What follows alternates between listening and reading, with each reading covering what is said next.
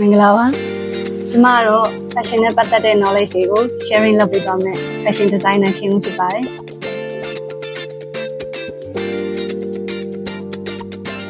ကြည်ပြည့်စုံတဲ့ fashion designer တောင်းတယောက်ဖြစ်ဖို့အတွက်ရှိဖို့ရအားဖြင့်ပေါ့နော်အခြေခံလေ့ကျင့်လိုအပ်ပါတယ် creative and design skills technical skills business and communication skills additional valuable skills တွေလို့ဖြစ်ပါတယ်